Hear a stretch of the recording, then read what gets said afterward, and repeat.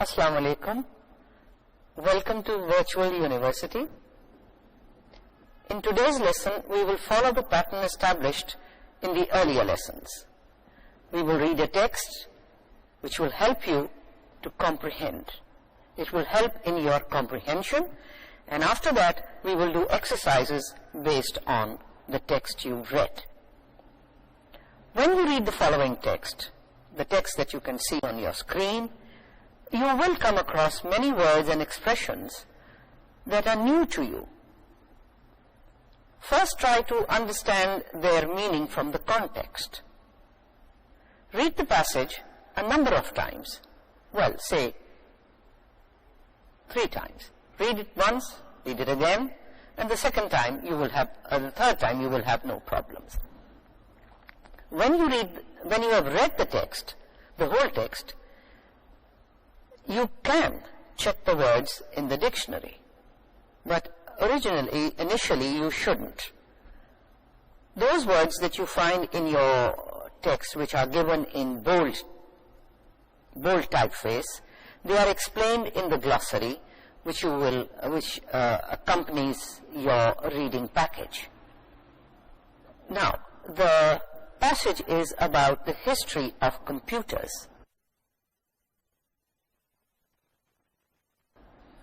Let us look at the history of the computers that we know today. The very first calculating device used was the 10 fingers of a man's hands. This, in fact, is why today we still count in tens and multiples of tens. Then the abacus was invented, a bead frame in which the beads are moved from left to right. People went on using some form of abacus well into the 16th century, and it is still being used in some parts of the world because it can be understood without knowing how to read. During the 17th and 18th centuries, many people tried to find easy ways of calculating. J. Napier, a Scotsman, devised a mechanical way of multiplying and dividing, which is how the modern slide rule works. Henry Briggs used Napier's ideas to produce logarithm tables, which all mathematicians use today. Calculus, another branch of mathematics, was independently invented by both Sir Isaac Newton, an Englishman, and Leibniz, a German mathematician. The first real calculating machine appeared in 1820 as the result of several people's experiments. This type of machine, which saves a great deal of time and reduces the possibility of making mistakes, depends on a series of 10 toothed gear wheels. In 1830, Charles Babbage, an Englishman, designed a machine that was called the analytical engine. This machine, which Babbage showed at the Paris exhibition in 1855, was an attempt to cut out the human being altogether, except for providing the machine with the necessary facts about the problem to be solved. He never finished his work, but many of his ideas were the basis for building today's computers. In 1930, the first analog computer was built by an American named Vannevar Bush. This device was used in World War II to help aim guns. Mark I, the name given to the first digital computer, was completed in 1944. The men responsible for this invention were Professor Howard Aiken, and some people from IBM. This was the first machine that could figure out long lists of mathematical problems, all at a very fast rate.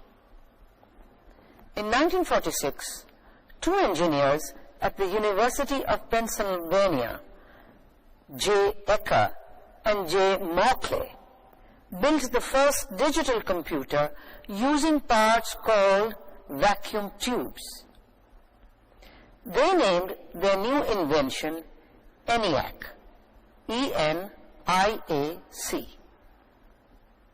Another important advancement in computers came in 1947, when John von Neumann developed the idea of keeping instructions for the computer inside the computer's memory. The first generation of computers, which used vacuum tubes, came out in 1950. UNIVAC 1 is an example of these computers, which could perform thousands of calculations per second. In 1960, the second generation of computers was developed, and these could perform work 10 times faster than their predecessors. The reason for this extra speed was the use of transistors instead of vacuum tubes. Second generation computers were smaller, faster, and more dependable than first generation computers. The third generation computers appeared on the market in 1965. These computers could do 1,000,000 calculations a second, which is 1,000 times as many as first generation computers. Unlike second generation computers, these are controlled by tiny integrated circuits and are consequently smaller and more dependable. Fourth generation computers have now arrived, and the integrated circuits that are being developed have been greatly reduced in size. This is due to micro-miniaturization, which means that the circuits now fit into a single chip. A chip is a square or rectangular piece of silicon, usually 1/10 to 1/4 inch, upon which several layers of an integrated circuit are etched and printed, after which the circuit is encapsulated in plastic, ceramic, or metal. Fourth generation computers are 50 times faster than third generation computers and can complete approximately 1,000,000 instructions per second. At the rate computer technology is growing, today's computers might be obsolete by 1985 and most certainly by 1990. It has been said that if transport technology had developed as rapidly as computer technology, a trip across the Atlantic Ocean today would take a few seconds.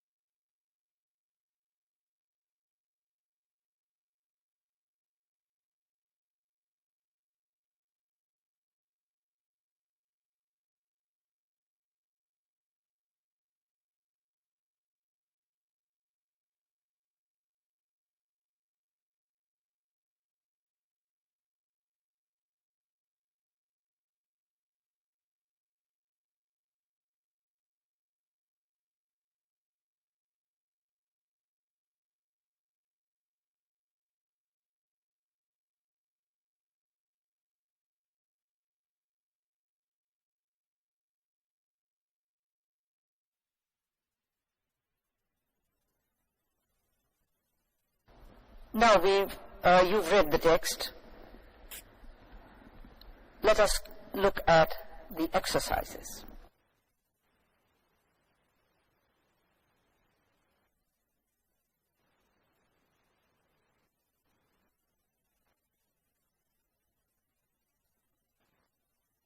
And these are comprehension exercises. The first one is to test the main idea, to find out if you've grasped the main idea. There are 3 sentences given you, 3 statements, and you select the statement which best expresses the main idea of the text. And then you will decide why you eliminated the other choices. Statement number 1. Computers, as we know them today, have gone through many changes. Statement number 2. Today's computer probably won't be around for long. Statement 3. Computers have had a very short history.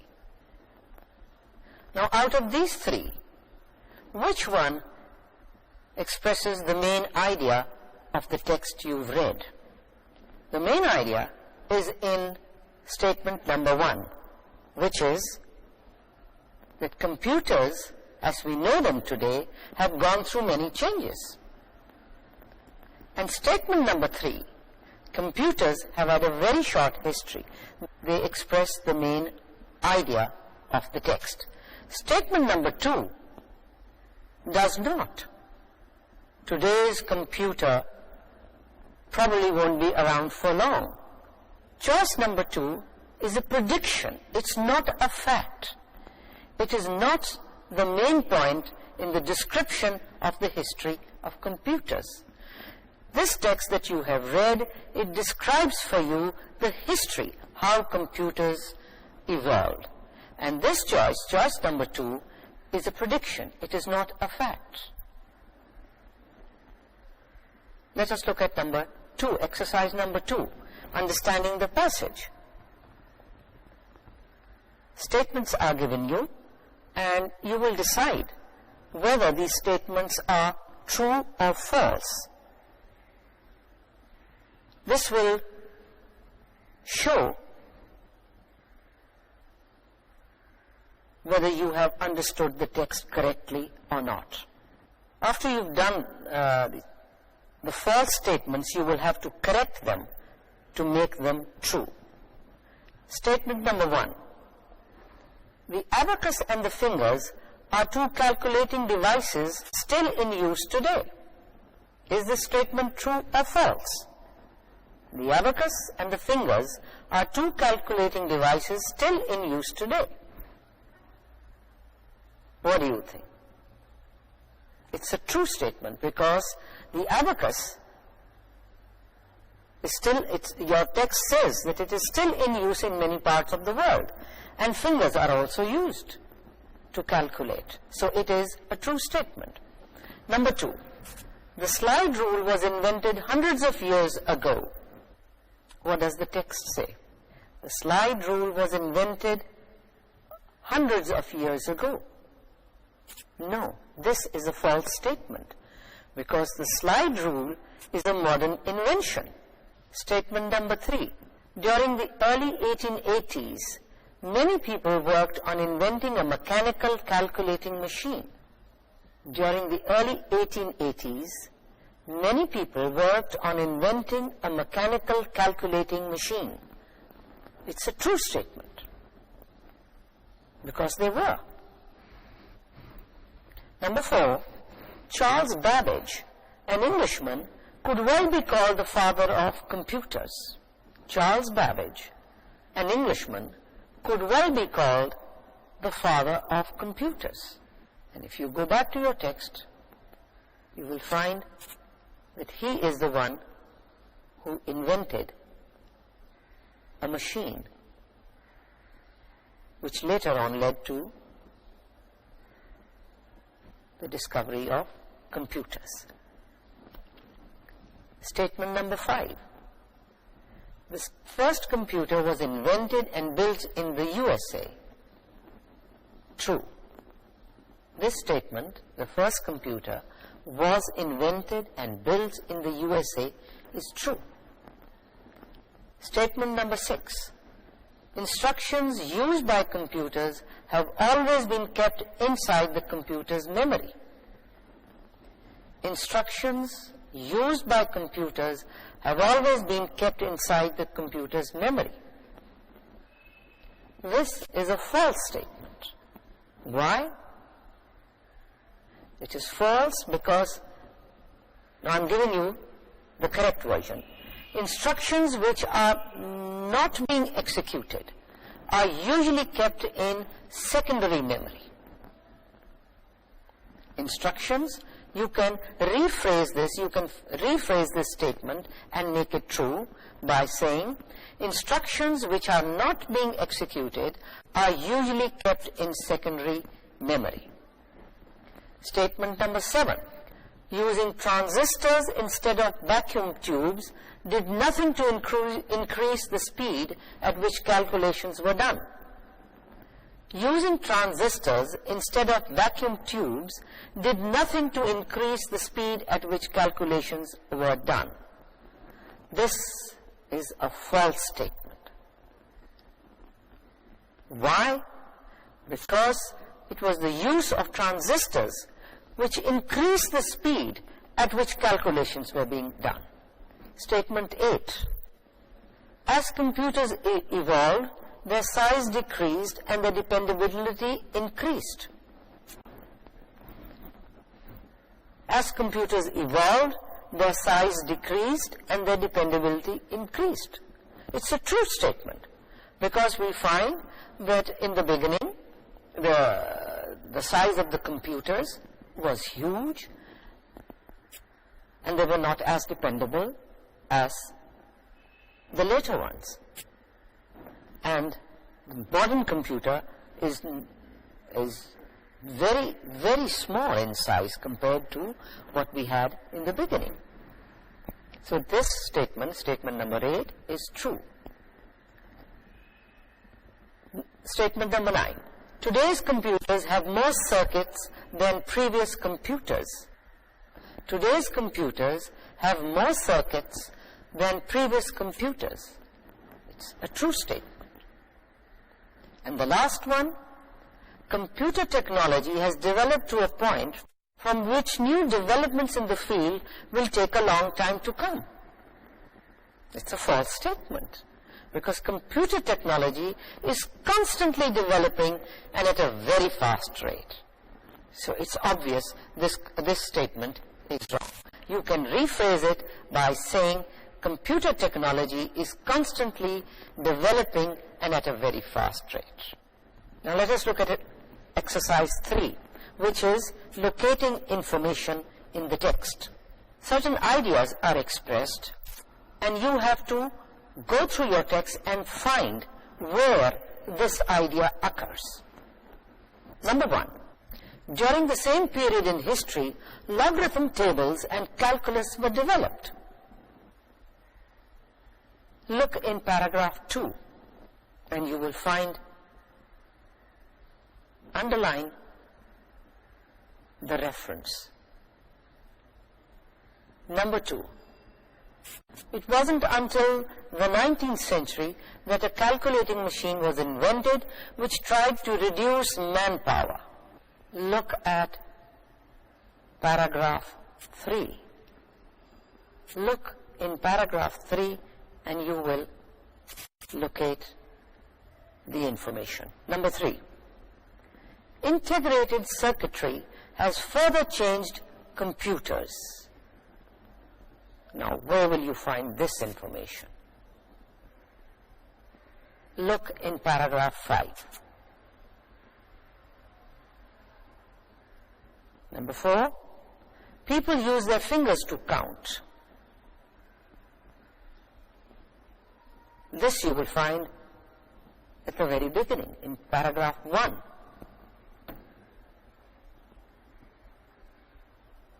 Number 5. The computers of the future may be quite different from those in use today. The computers of the future may be quite different from those in use today. A clue for you? Look in paragraph 6. Number 6. Today's computer circuits can be put on a chip. For this, look in paragraph 5. Statement number 7. Then an instrument with beads was invented for counting before a mechanical way for multiplying and dividing was devised, where he talks about the abacus. And the last sentence, the last statement, transistors replaced vacuum tubes. Transistors replaced vacuum tubes. And this information you will find at the beginning of paragraph 5. Now we will do an exercise in which your knowledge of vocabulary is developed. There are certain words used in your text for which you will find similar words. You will find words given on your screen. These are not the technical words that are used in your text. You look at the word and refer back to the text and find the word which means the same as those given on your screen. The word machine, it's given, you will find the word, a similar word which means machine. You will find it in paragraph 1. There is a hint for you. There is a word there. It's a big word. The word machine, we use the word machine for everything, but there is a technical word. The word device is similar in meaning to the word machine. You can use the word device for the word machine. In the same way, the word designed, there is a word in paragraph 2 which means the same as designed. In the second paragraph, you will find a word which means design. It's a word which is similar to the word design. And the word is, I'm sure you've located it, it's devised. Now notice the difference between the earlier word device and this word devised. That word meant machine, a device, right? This is devised. It's a different spelling and it is pronounced in a different way, devised. The third word, there is a word in your text in paragraph 3 which means a lot. It's a similar word which we use for a lot. And the word, it's a phrase which means a lot of things. And the phrase is a great deal. Similarly, there is a word in paragraph 3 which you can use for the fourth word in the list of words given, errors. The word is errors. There is a word in your text in paragraph 3 more or less the same as the word error. Now, if you look in paragraph 3, you'll find the word mistake. Mistake and error are synonyms. They are more or less the same in meaning. In the same way, the fifth word, solve. Solve. There is a word similar in meaning to solve, and it is in paragraph 4. Skim through the paragraph and look for the word. It's a phrase and it means the same as solving something. And the phrase, I'm sure you've located it, is figure out. When you figure out something, it means that you have solved it. You've worked out a solution for it. These were synonyms. Now we'll look at another aspect of vocabulary, and that is antonyms, words that are opposite in meaning. Again, 5 words are given to you. You have to skim through your text, scan your text, go through it quickly. I'll call out the paragraph, and you look for a word which is opposite in meaning to the word that is given on the screen. The word is old. You have to locate a word which is opposite to old in the text. If you look in paragraph 2, you will find a word opposite in meaning to the word old. Well, very simple. The word is modern. The next phrase is a few. Look for a word which is opposite in meaning to the phrase a few. Scan paragraph 3 and you will find a word which is opposite in meaning to the phrase a few. I'm sure you've located the word. The word is several, which means many. It's the opposite of few. Number 8, there's a phrase, to include. Look for a phrase which is opposite in meaning to include. To include means, in Urdu, shamil karna. You have to look for a phrase which gives you the opposite meaning.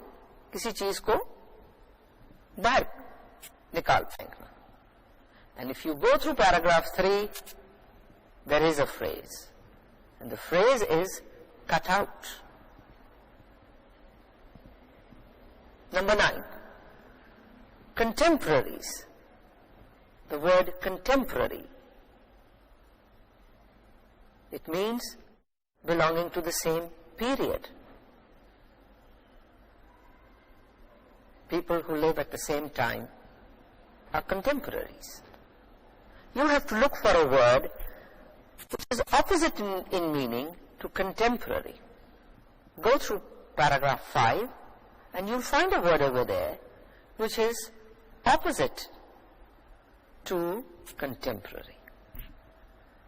And the word is predecessors.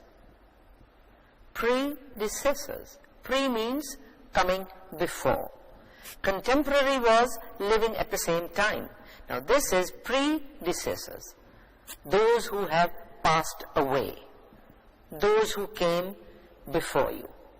Those who were there earlier than you. So the opposite of contemporary is predecessor. And the last phrase is still in use. Something that is currently, जिसे हम कहते हैं ना, rise है इस वक्त. It is in use, in current use, still in use, जो कि अभी भी इस्तेमाल हो रहा है. Find a word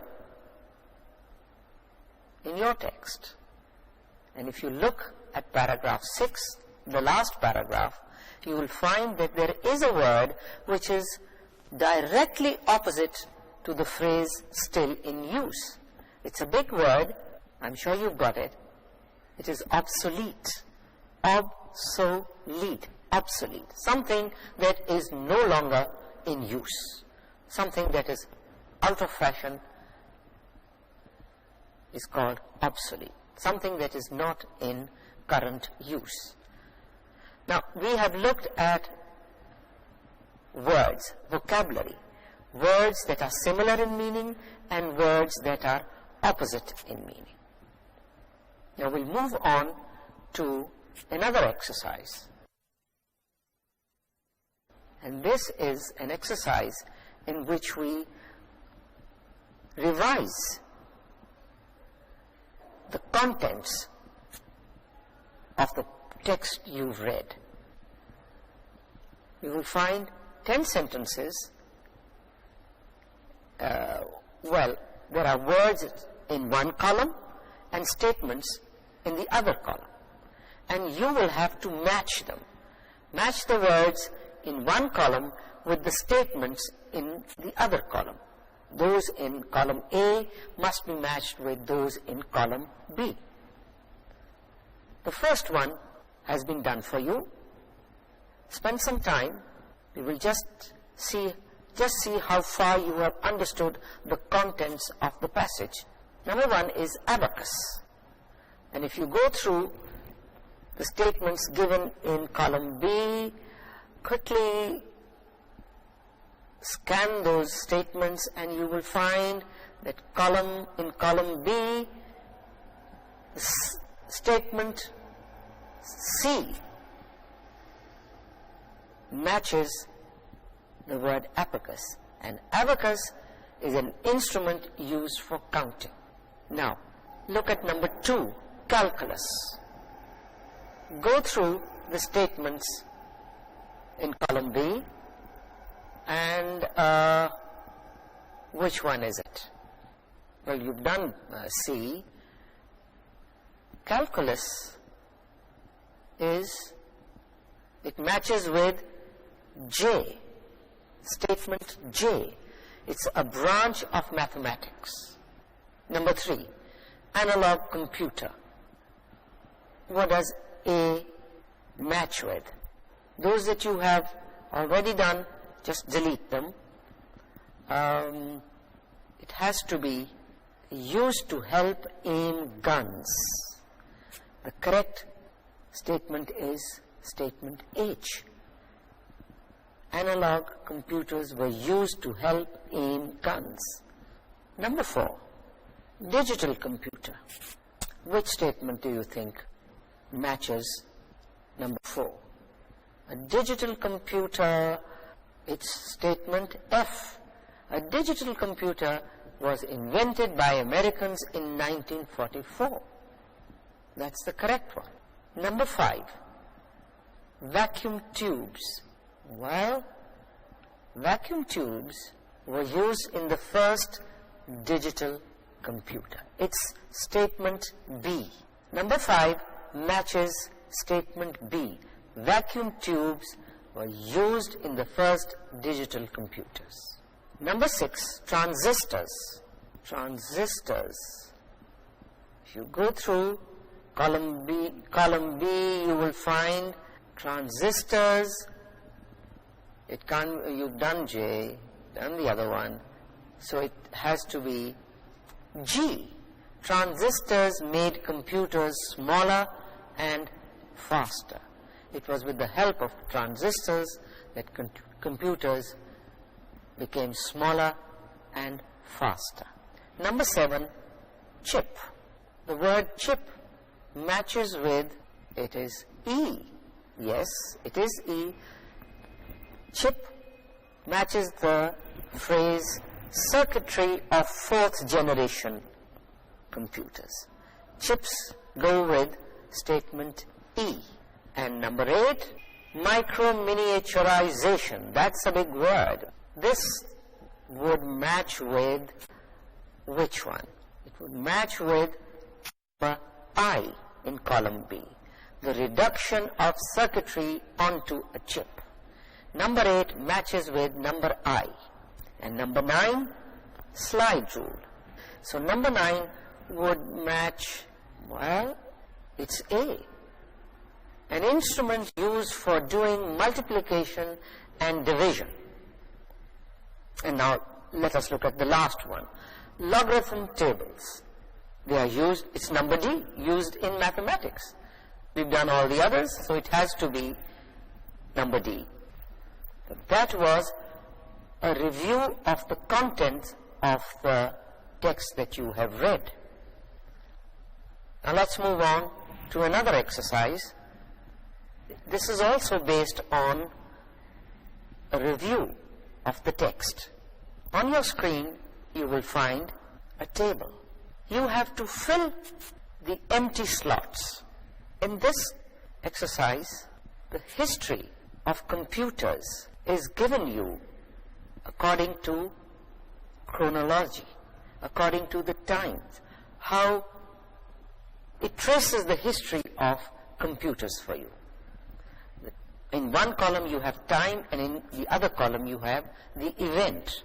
The event, in some places you will find the time given to you, and in some you will find the event given to you.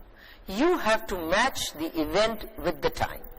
And in some places there are simple blanks. You have to fill in the time and the event that goes with it. Now look at the first one. The first one is primitive times. If you go over your text, you will find what did people do in primitive times.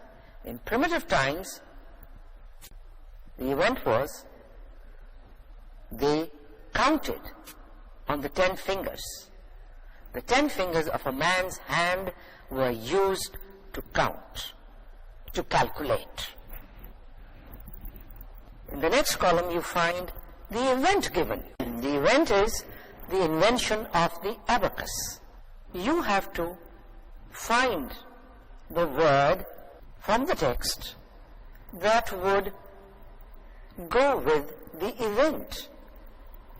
And at the same time, it should be something that comes between primitive times and the 17th and 18th centuries. Because from primitive times till the 17th century, some invention took place. And the invention that took place was the abacus, which was invented. And you will find that the word later is given you. So, primitive times, the 10 fingers were used. Later, the abacus was invented, sometimes after that, after the primitive times. The third major time is the 17th and 18th centuries. And you find a number of things happening in that period. You find 1, 2, 3 columns for you, and you have to fill in the columns. What happened in the 17th century? What happened in the 18th century? If you go through your text, you will find that your text says that J. Napier devised mechanical ways of multiplying and dividing. The third major time period is the 17th and 18th centuries. And in the opposite column you find there are 3 events. Only one has been given you. You have to fill out the other 2 events. Henry Briggs produced logarithm tables, but something must have taken place before that and something after that. The events given you are incomplete, but a clue has been given you, so you go through your text and quickly find out what took place before Henry Briggs produced the logarithm tables. And we find that it was J. Napier who devised a mechanical way of multiplying and dividing. Fine. But then what happened after Henry Briggs' logarithm tables? Go through the text and you find that it was Newton and Leibniz who invented the calculus. So in the 17th and 18th centuries, in that time period, 3 major events took place in the history of the development of computers.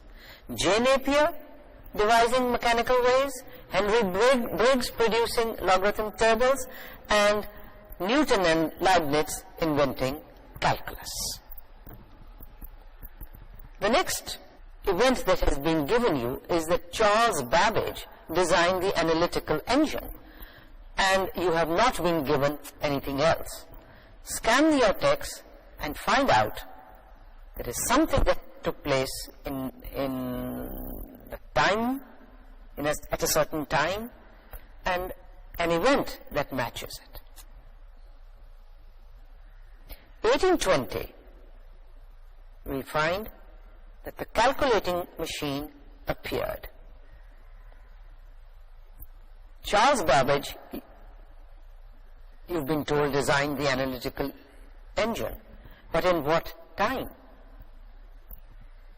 1830. Then you have 1930 given you, and there's a jump to 1947. And you have to find out what events took place in that period. In 1930, we find that the first analog computer was built by Bush. Then you have a clue. First use of vacuum tubes. Now, when did that take place? That took place in 1946. In the time column, you write 1946, and you have first use of vacuum tubes in digital computers. And the last column, you've got 1947, but you haven't been told what happened, what event took place. And the event that took place was that Newman developed ideas of keeping instructions inside memory. Now, if you go through, now that fills out the table for you. And you will notice that in table form, you've got the history of computers, the history of how computers were developed from primitive times right up till 1947. If you move further on, you find 1950. There is a gap, a long period, and then you find that the major event that took place was that second generation computers were using something. So when did the second generation of computers, when did they come about? Well, they came about in 1960, and they were using transistors. But what happened before that? Before that, the big event that took place was that the first generation computers, which used vacuum tubes, they were discovered, they were invented. And the period was, the time was 1950. So after 1947, the next major event is the first generation of computers, and that took place in 1950. And in 1960, you have the second generation of computers. Now, in the space opposite the word now, what will you write? There is a hint for you. You're talking about first generation, you've talked about first generation computers, second generation, third computer. So you will write fourth generation computers were reduced in size due to micro miniaturization by means of chips. And the last word is future, the last time, the column, in the time column, you have the word future over there. And what have we to say about the future? The prediction is that today's computers will be obsolete. Now, in this exercise, you have put down in table form the history of the development or invention of the computer. And the last exercise that we will do today will again focus on the text. It's a review of the text. And you will have to rely on your last two lessons of making connections, of making transitions, of making contextual references. Look at your text and find out what the words in italics refer to. The word that we know today in the first paragraph, it refers to something. What does the word that refer to? It refers to the history of computers. Number 2, and it is still being used. The word in italics is it. What does it refer to? It refers to the abacus that is still being used, although it was invented way back in primitive times. Number 3, which all mathematicians use today. And the word that has been underlined, italicized, is which. What does which refer to? Which refers to the logarithm tables which all mathematicians even today are using. Number 4, again we have the word which in italics. Which saves a great deal of time. What does which refer to? Which refers to machine, the word machine that has come earlier. Number 5, that was called the analytical engine. What does the word that refer to? It refers to the word machine. Number 6, that could figure out long lists. What does that in that phrase refer to? That refers to the word machine.